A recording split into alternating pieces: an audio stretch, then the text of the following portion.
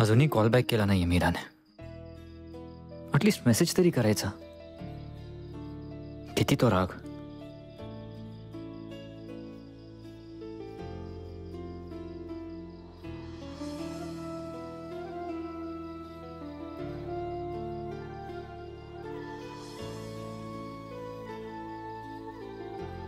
अच्छा, मी फोन केला नाही तर तिनेही फोन केला नाही.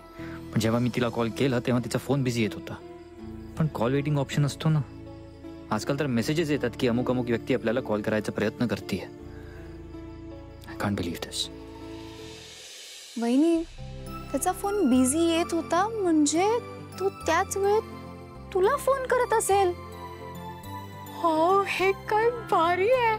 म्हणजे तुम्ही दोघं एकाच वेळेस एकमेकांची आठवण काढत होता. वाव. मग त्यानंतर त्यांनी मला फोन का नाही केला? तू तरी कुठे केलास?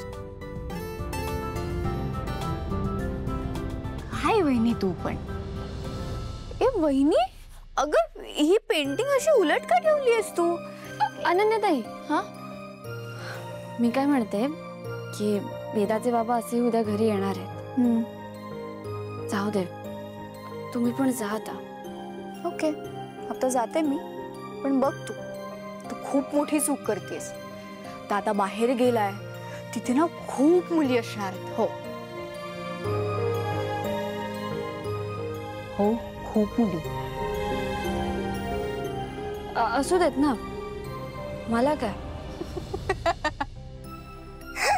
मीराबाईनी मस्करी करते मी. हे बघ, you don't have to worry about this. या गोष्टीत ना दादाचं काहीच टेन्शन नाहीये. तो कोणाकडे बघणार सुद्धा नाही. आणि मला सांग, तू मिस करतेस ना त्याला?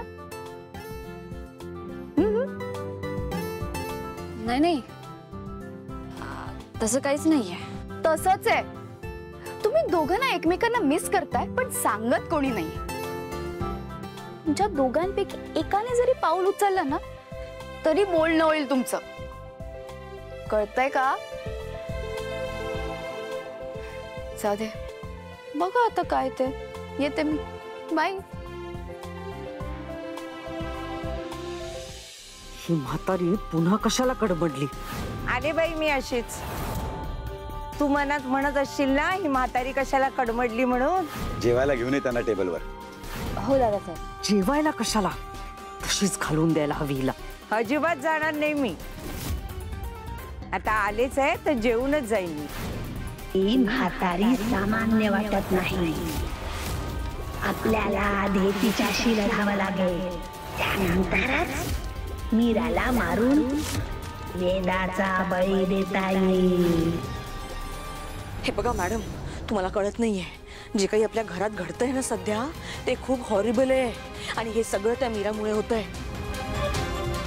मॅडम, मी तुम्हाला सांगते, ती मीरा काहीतरी करते. ती ब्लॅक मॅजिक करते. मॅडम मॅडम तुम्हाला कळतंय का मी काय बोलते ते? मला सगळं कळतंय, तू जरा शांत बस. शांत राहू?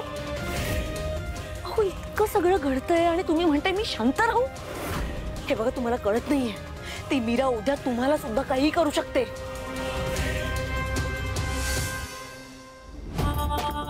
माया, मला सगळं माहितीये पण मी तुला काहीच सांगू शकत नाही. पण मीरा एकटी नाहीये हे खरं. आपल्या विरोधात एक त्रिकूट उभं राहिलंय. आत्मा, मनुष्य आणि ती म्हातारी. आता यांच्याशी लढणं कठीण झालंय पण मी हार मानणार नाही. अहो मॅडम, काय विचार करताय तुम्ही? माया, जरा तोंड बंद ठेव. मी सांगते तुला काय करायचं ते. आई,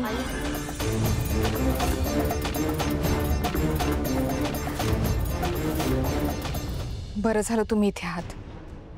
मी नसताना कुणीतरी या मायावर लक्ष ठेवायलाच हवं. अथर्व परत आले ना आणि मीरा आणि अथर्वच्या नात्यात सगळं सुरळीत झालं की या मायाचं काय करायचंय ते मी बघेनच.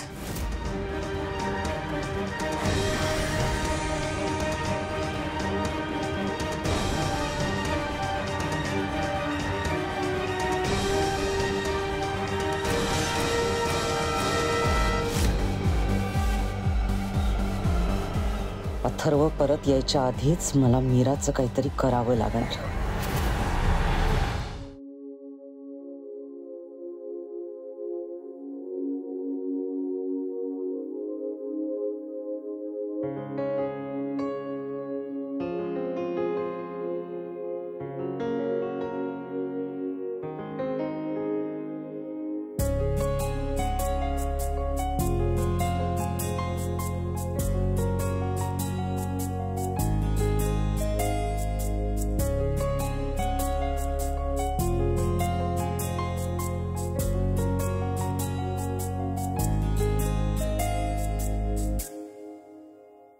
मला घ्या सांभाळा मी उडत चाललो आकाशी.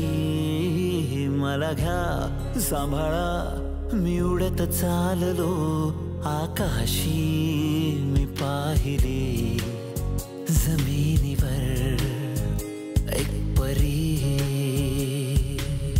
हो मी पाहिले जमिनीवर एक परी.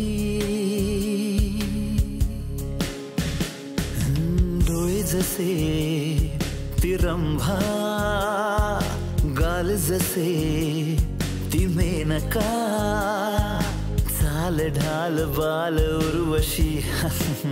मी पाहिले जमिनीवर एक परी, एक परी. चुकीची वाट यार 5 6 7 8 नको रे बांधू गाठ 9 10 11 12. तुला रे लागला लागला प्रेमाचा वारा.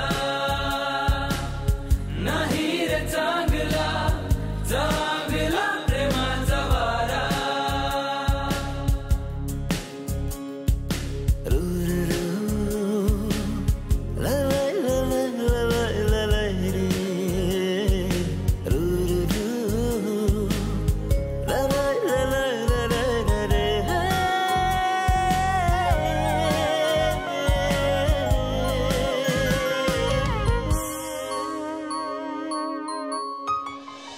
नंतर एक पोरगी आली एकदम धीट, आणि ती व्यक्ती म्हणजे अहिल्या वेसकर.